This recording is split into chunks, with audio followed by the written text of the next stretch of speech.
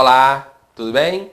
Espero que sim. Estamos aqui mais uma vez. Hoje com notícia boa, nós vamos começar a corrigir as questões da prova lá do concurso do Ministério do Desenvolvimento, Indústria e Comércio, que também foi aplicado no ano de 2012. Então hoje vamos começar a corrigir as questões e aí vocês já vão perceber que as questões deste concurso do Ministério do Desenvolvimento, Indústria e Comércio, elas foram um pouquinho mais difíceis do que as questões que foram elaboradas pela ESAF lá no concurso do Ministério da Integração Nacional. Vocês já vão começar a perceber a diferença.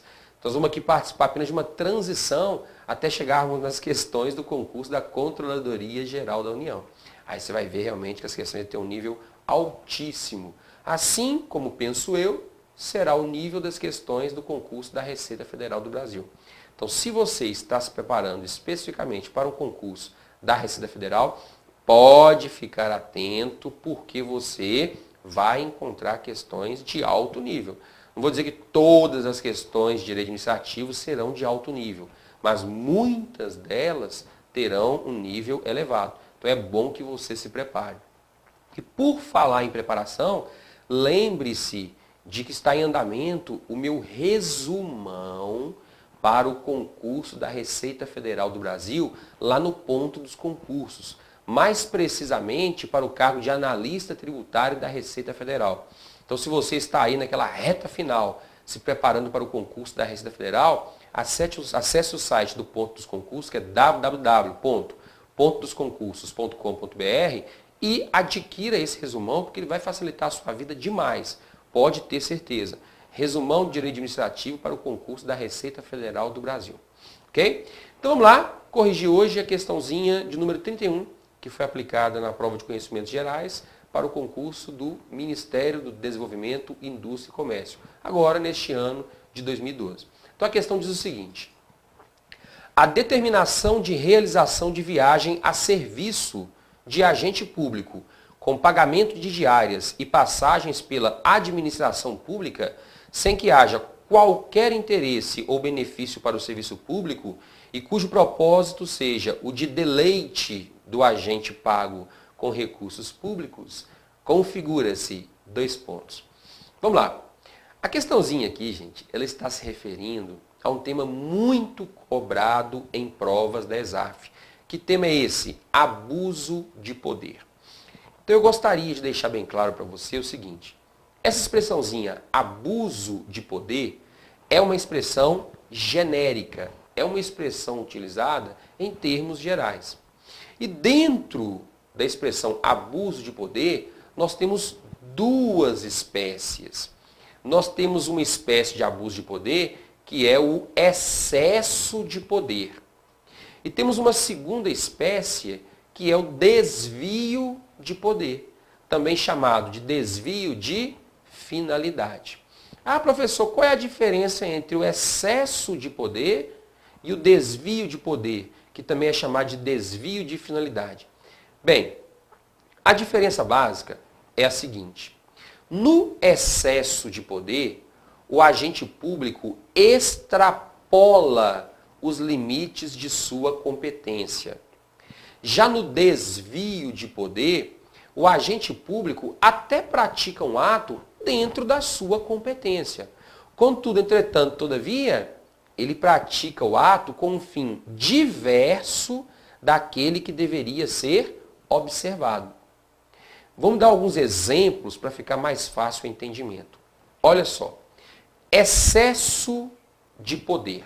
Exemplozinho básico para você entender e fixar isso aí para a hora da prova. Olha, vamos supor que em determinado momento uma lei específica tenha determinado que o agente público, membro da fiscalização sanitária, por exemplo, tenha a prerrogativa de aplicar multas aos infratores da legislação administrativa que vão de R$ 1.000 a R$ 100.000. Então, se por acaso um agente da fiscalização sanitária ele constata em determinado estabelecimento comercial que estavam sendo comercializados produtos impróprios para o consumo, esse agente da vigilância sanitária ele pode aplicar uma multa que vai de R$ 1.000 até R$ 100.000.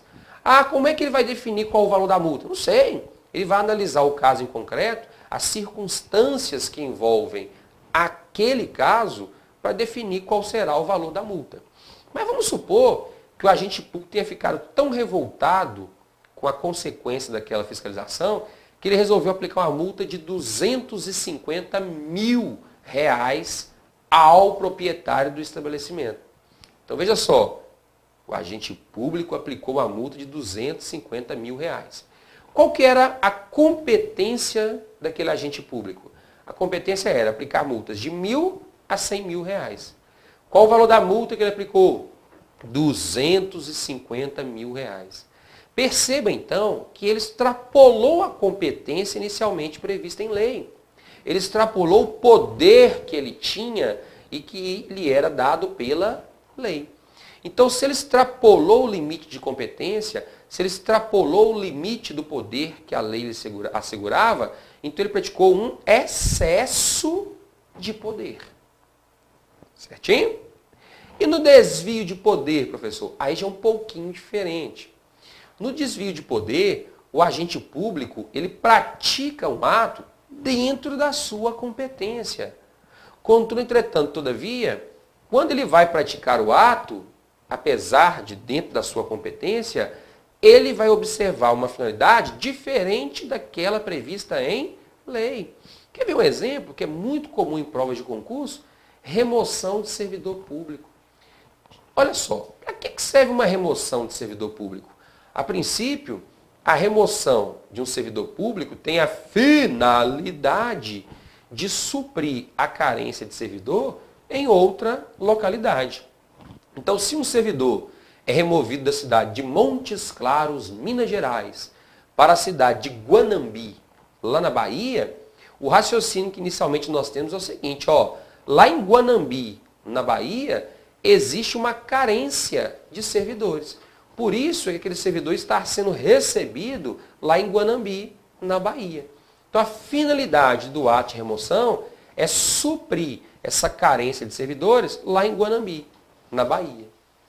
Agora, imagine que em determinado momento, um determinado chefe tenha removido o servidor para uma outra localidade com o objetivo de puni-lo. Como assim punir, professor? O chefe não está satisfeito com a postura daquele servidor, daquele agente público, e quer ficar livre dele. Então ele falou, olha, eu vou remover esse servidor lá para a cidade de Montalvânia, lá em Minas Gerais.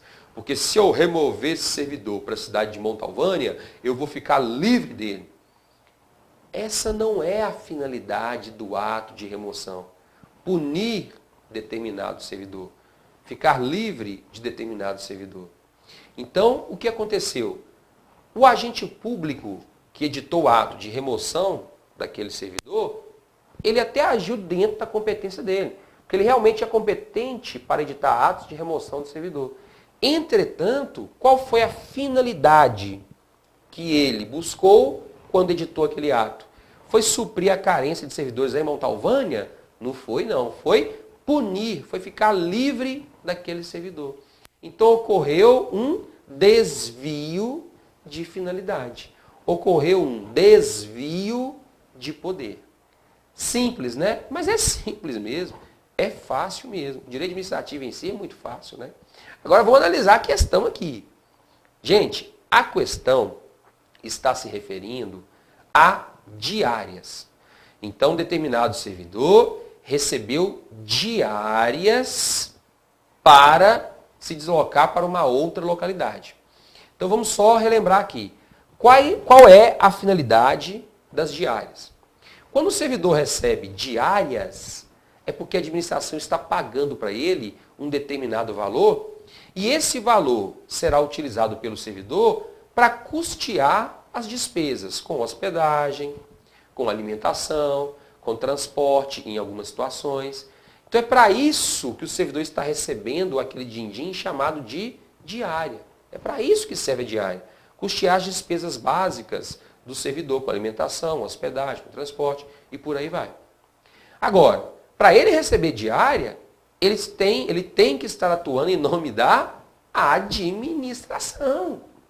Então, quando é que o servidor vai ter direito a receber diárias? Quando ele foi deslocado temporariamente para uma outra localidade, em nome da administração. Ou seja, exercendo a sua função pública. Só que a questão está se referindo ao ajeito que foi realizado no âmbito da administração. Por que o ajeito? Pelo que a questão está dizendo aqui, foi mais ou menos o seguinte, ó. Eu sou o servidor público. Cheguei para o meu chefe e falei, ô chefe, no dia 10 de setembro, eu tenho uma festa de família lá na cidade de Ubatuba. E aí, chefe, coincidentemente, lá na cidade de Ubatuba, nós também temos uma unidade do IBAMA, que é o órgão que eu trabalho. Então, chefe, tem condições de você colocar no papel aí que eu estou indo lá para Ubatuba a trabalho?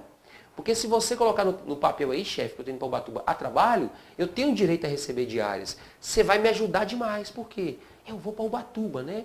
Só chego lá no IBAMA, dou um alô pro pessoal me conhecer e, ó, vazo para a festa. E, além disso, ainda recebo diárias. Gente, a finalidade da diária é cobrir despesa de servidor que está indo para a festa de família? Lógico que não. Então, quando o servidor recebe diárias com essa finalidade, para custear despesas, para ir para a festa de um familiar, lógico que a finalidade está sendo desrespeitada. Ocorreu, então, um desvio de finalidade. Voltemos aqui rapidinho a questão. Olha o que diz a questão 31. A determinação de realização de viagem a serviço de agente público, com pagamento de diárias e passagens pela administração pública, sem que haja qualquer interesse ou benefício para o serviço público e cujo propósito seja o deleite do agente pago com recursos públicos, configura-se o quê? Desvio de poder. Em outras palavras, desvio de finalidade. Simples, né? Pois é. Fico por aqui e até ao nosso próximo encontro, que acontece daqui a alguns dias. Um abraço, tchauzinho.